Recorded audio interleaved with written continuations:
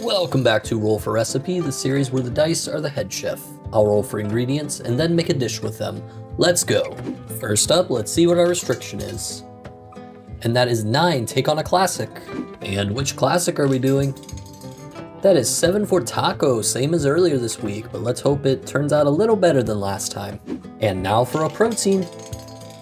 That is 9, ground red meat. That should work pretty well for tacos. And what kind of taco shell? That is 5, flour tortilla. Alright, pretty standard taco so far. And a D20 for seasoning. That is 5 for Chinese 5-spice. 2 D20 for produce.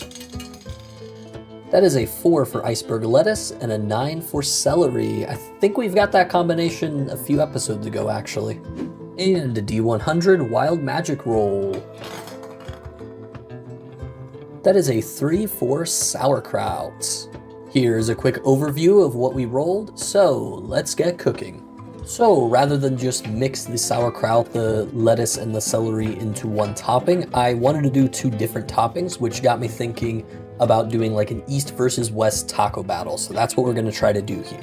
So both tacos are going to get flour tortillas, the ground pork is the ground red meat, onions, jalapenos, and they'll both be garnished with lime juice and cilantro at the end. As for the differences, the West taco is going to be getting taco seasoning, orange juice, and a cilantro lime slaw with that lettuce and celery. And the East taco is going to get 5-spice and soy sauce and a gochujang spiced sauerkraut. Also, I'm not sure why when I was at the store I felt like I had to buy the flour tortillas, but in hindsight I probably should have just made them by hand, so that's on me. Either way, both these tacos look significantly better than the abomination we had earlier this week. Well, both the tacos look and smell great, so let's see which one is better. Starting off with the East. Bon appetit. Needed a little crunch, so I put some crispy onions on there. Yeah, all the flavors come through well in this one. 5-spice comes out real nice there.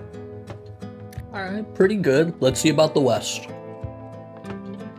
Again, a lot of good flavors coming through on this one. You're getting the orange, the lime, the cilantro. So I think I'm gonna give it to the West, probably just because I'm more used to those flavors in tacos. But both of them were very good tacos.